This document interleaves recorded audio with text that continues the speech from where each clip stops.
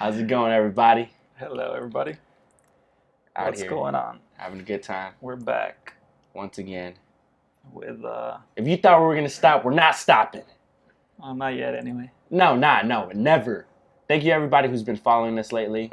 We've definitely seen a little bit more of an increase the last maybe couple of weeks. Appreciate it. But yeah, what's up? What do we have? We're drinking some Pugachev Cobra from Hanger 24. This is vintage. Some vintage So stuff. this is a vintage. Let me talk about this because I'm excited about this. I said I was going to talk about it. So this is, let's see, a 2014 vintage Pugachev's Cobra. Just to let you know what the fuck we're dealing with here, it's an 18.9% alcohol ABV. So the whole mystery was, supposedly it wasn't, supposedly it was. Some people say they mislabeled it. They just kind of, it was just kind of like a fluke that it was 18%. But I don't know, dude. The way I'm kind of feeling a little bit, and I just had like a half a glass.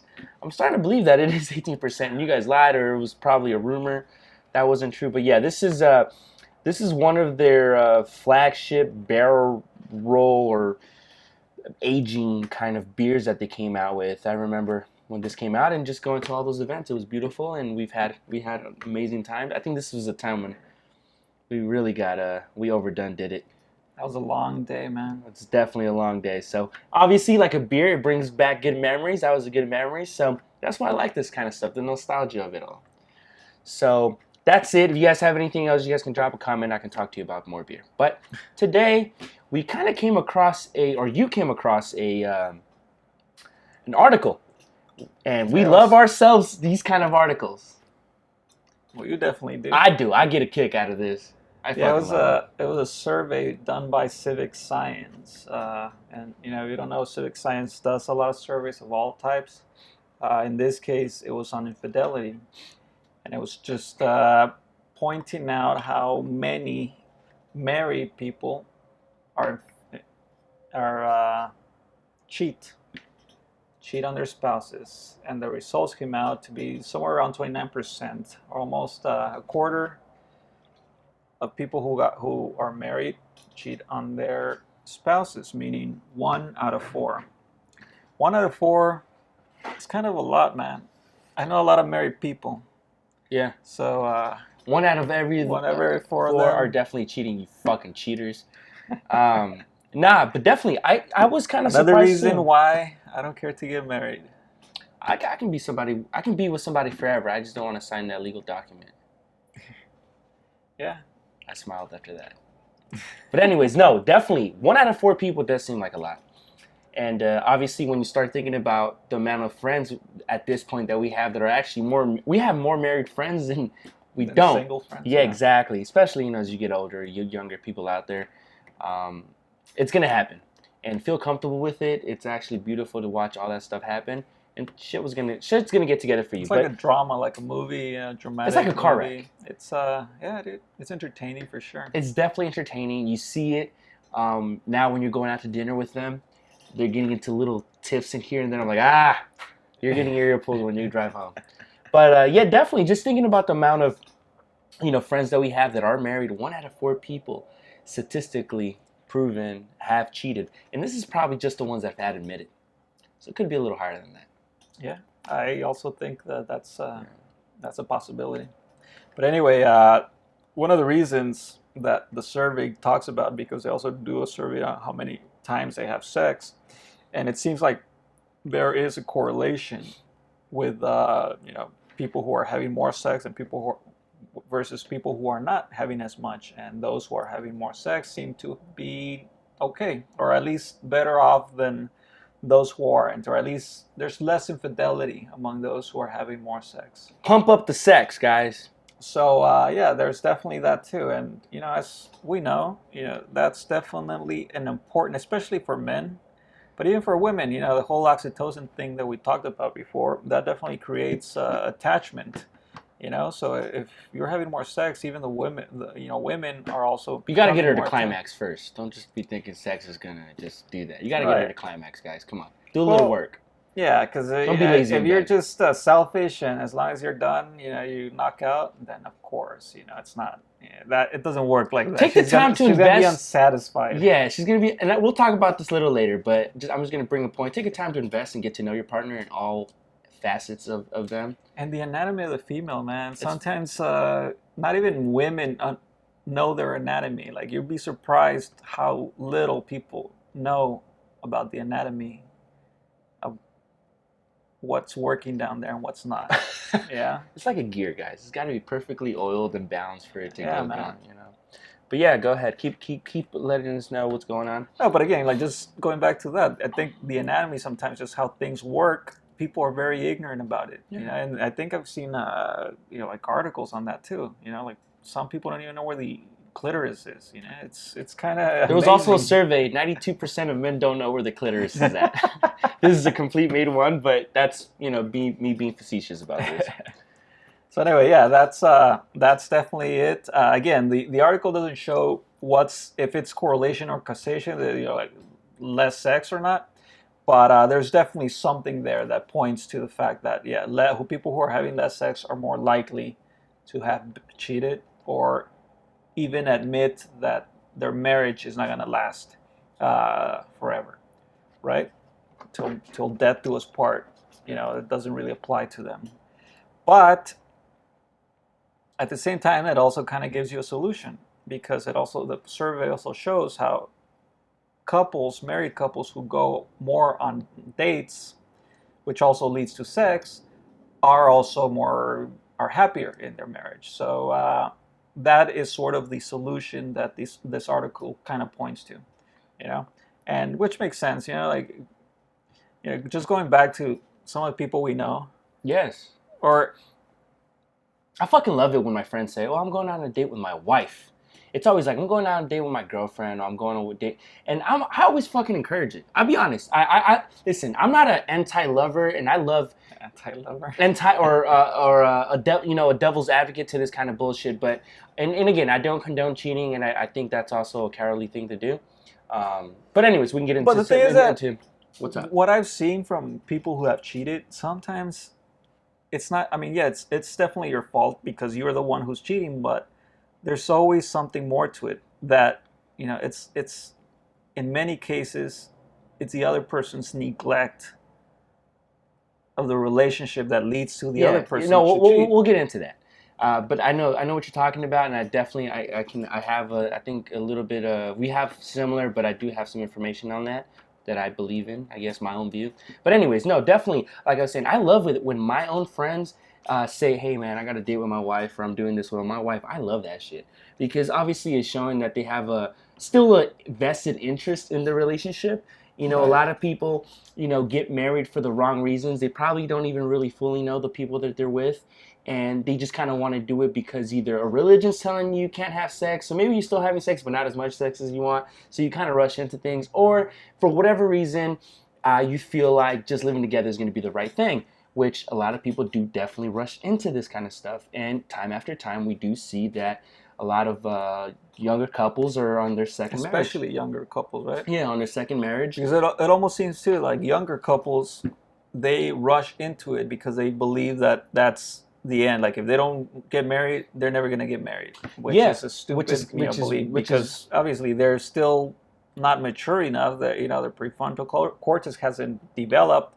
So, you know, they believe that, you know, like they don't want to be alone, so they're like, all right, well, we'll get married, and yeah, there's definitely that, and then, you know, they stop having sex. The key to this is not to stop having sex, but obviously there's always reasons why you stop having sex, and I think one of the things is for males is physical attraction. We men are definitely heavily, I'll admit it, I'm a man, we love to see a sexy ass woman, and we love to see a woman that's good looking, is fit, and takes care of herself. Not to say that there isn't voluptuous women out there, but don't get it confused. You know, fat versus thick versus whatever you guys want to go. I see the Twitters out in the world. The Twitters, oh, I want to be, you know, so and so thick. Girl, you're not. You're eating hot Cheetos at midnight, and that's not gonna work. You gotta hit the gym, and you gotta eat the right foods and stuff like that. But anyways, what I'm saying is, man, we love a nice woman who's got that, you know, that stuff. So of course, if he saw you as that, you maintained your figure, you did all this, as men too, guys. It doesn't happen so much with women, but men, this can happen to us too. But I'm talking about women right now, and it is very likely that you start letting yourself go, you started having this and that, and yeah, things could definitely die out. That is for sure a fact. Like you mentioned before, we are attracted as males to young, and we like Youth and beauty. youth and beauty. Correct. So if And again, like, yeah, youth is not forever, obviously, but if you do take care of yourself and you respect your partner and you try to please them, well, each other, right? Mutual respect overall. I that wouldn't be a problem. Like age, you can grow old and continue to love someone if they are putting their part, right? Well, that's just a thing, though. That's just being self-aware. And when a person is Right. self-aware to me, it's sexy as fuck. So, women, men, our metabolisms definitely do slow down, obviously, as we get older, right? But then you got to start, some people fail to realize that you can't eat like a 21-year-old anymore. You got to take a little bit healthier choices and stuff. But again, it comes down to being self-aware. So not necessarily the fact that, you're not going to be a little bit thicker and stuff like that. But if you're neglecting your own health, that can definitely represent. Yeah, but they're not looking at it in health. They're just looking at, I don't have to impress anyone. I didn't want to so, disrespect anybody by calling them fat right away, but I'm just saying. I'm no, but gonna put I'm it in not. health. I'm just saying I know that what you mean. sometimes they just don't feel like they have to stay in shape because they're not trying to impress anyone anymore because they tied the knot. Why do girls love George Clooney? Obviously because he's handsome, but he's in relatively decent shape, right? Yeah, and he's handsome. So, I kinda ladies, like him too. we like that kind of stuff. And there's some beautiful older women out there too. So it's not like, you get older and you just aren't beautiful anymore. That's not what we're saying either. But if you just need to put some effort into self-awareness, ladies. Yeah, the problem is that a lot of people are not self-aware, man. Not in their sexual That's what I life. continue to see, man. Not sexual life, obviously. And actually going back to the whole date thing, I would love to do something. If you care about somebody and you actually genuinely, see yourself being with them forever, how you guys said you guys are being married, you're gonna do the constant thing to do. You're gonna constantly do the things that is tuning up a marriage. A marriage isn't simply just giving somebody's finger and you can expect their loyalty and expect their respect forever. It doesn't work that way. It has to be maintained. It's got to be watered. Obviously, we've seen marriages that have lasted 30, 40, 50 years that, for whatever reason, it just kind of worked. And it worked well because, maybe they don't have the variables that we do, like social media and other fucking distractions out in the world. We're working longer hours as Americans, so we have less time for another. And I think that was one of the things in the beginning of the article is that we do have less time. And kids do not glue you guys together. It will not do that. If anything, it could separate you guys apart. But I also think that a lot of people have their priorities backwards as well. I think society has a lot of shit backwards too, and it also applies to a lot of couples. So I feel like a lot of people just get married, and once they're done, like they just give up. Not in terms of. I won. It's kind of like you see it as I got to the line. I got married. Yeah, and then now I can relax and I don't have to put an effort to exercise. Motherfuckers, that's when you got to be putting your pedal to the metal. Well, I mean, just if you care. Right. Just from a life perspective, you should take care of yourself anyway because you want to feel good and you want to be healthy. But the thing is that most people, most single people, go to the gym just to stay fit to attract someone. They're not doing it necessarily. They say they want to be fit and healthy, but I feel like a lot of them just do it to stay fit to attract someone, and once they achieve that, then they're like, all right, fuck it. Fuck it. And it happens with women. It happens with men. It happens all the time, and that's very true. Because we're talking about the couples we know. Not all of them, but a lot of them. After a year or two after they got married, they start to swell up a little, Plump up. Cheeks, and it's like, dude. maybe their sodium levels go up, and they're retaining more water. Or maybe it's a birth control pill. I don't know, because that also changes your hormones, and I'll even give them the benefit of the doubt that could be a possibility, But I don't know, man. I'm not convinced that. So I'm gonna put myself in this situation. This is the thing. If people really, somebody once told me, whatever work you did to get somebody, it takes twice as much work as to keep them. And it makes sense. Now, I'm not saying be a fucking pussy and give up your rights. And okay, so anyone who watches Family Guy, there's an episode where they're getting married. Goodbye, friends. Goodbye, mom and dad. I won't be visiting you once a year. Goodbye, bar trips with my coworkers. Goodbye, this and that. Like, he's saying goodbye, but he's getting married. Everyone's like cheering and clapping. That's not what we're advocating, because that's not a good relationship either. But that does tend to happen. It does. Just naturally. Naturally. Because, of course, you got different priorities. But anyways, what I'm saying is, it does take work to maintain a relationship. It's like anything else. Something you've built, and, you set your own expectations. I tell people all the time, you set your own expectations. That's why I kind of go into things without any sort of expectations. If you're just a piece of shit person, that's the expectation I have for you. When you do piece of shit things, okay, it's actually when that piece of shit person does something cool, I'm like, okay, it's kind of in them. But then that's why when people that are giving themselves such a high expectation within society, within a relationship, within whatever, then they're kind of setting themselves up a little bit up for failure, because any little thing you do contrary to that expectation, it's just a shock to them. Just like it's the difference of that. So I always tell people, so you in a relationship, you set a certain level of expectation. Once that expectation, that's why if you're opening fucking doors and you're opening this and you're doing this and you're doing that, they're gonna fall in love with you for that. They're gonna expect that going forward. As soon as you take the pedal off the metal, well, you don't treat me the same anymore, and they get all bitching and nagging, right, guys? So think about it. Don't go all hard too much. Let her get to fall in love with you because of your personality. No, but the other thing about that is that if you stop putting that pedal to the metal, as that's you what I'm eloquently saying. It's gangster. The problem is that the other person is going to start to notice that. And that's what I'm saying. And it's going to lead to cheating eventually. Exactly. Because now you're neglecting all these things you used to do. Don't go off the bat, like I was just kind of don't go off the bat and doing all this stuff. Be genuine. Be whoever you are, really. Because you can't, if you're going above and beyond and that's not you, you're not going to be able to uphold that. Right.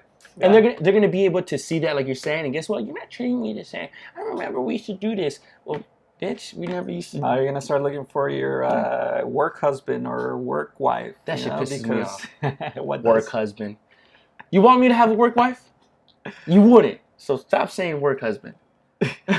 I'm just saying in general. That's just a term I'm just repeating what they say. Then next thing you know, work husband is putting in home husband work. You know what I mean?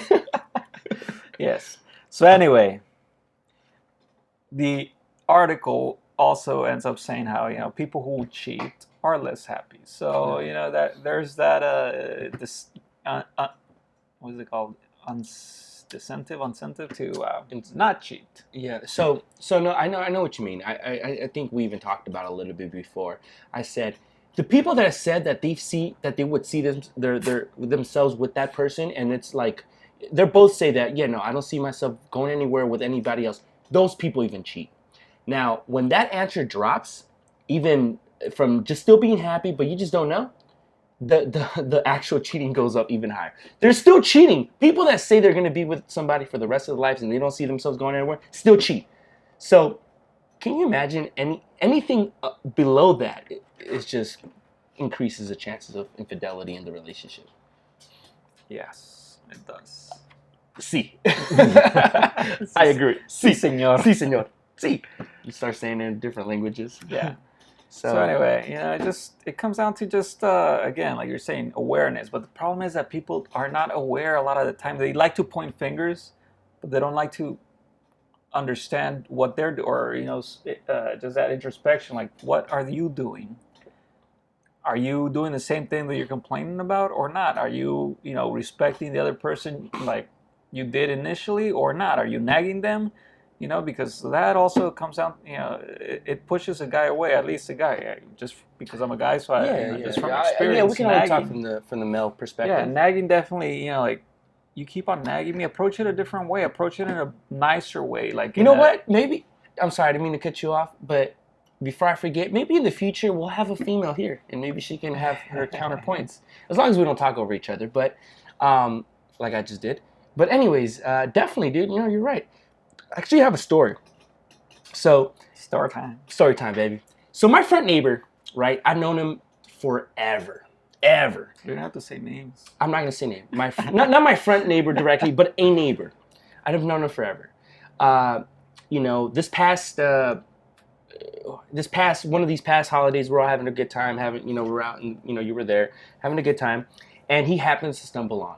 Right. I've always seen this neighbor, and I've been living there for 20 years. I've always seen this neighbor as like kind of like a tough guy, like oh damn, dude, he really has it held down in his house. So we start talking. I'm into motorcycles. He's like, hey man, I have some Harley Davidson memorabilia, like some stuff. Come check it out. I think you'd like it, because he saw all the bikes there. I end up going to his house, right? Awesome fucking garage. Cool dude. Super cool dude.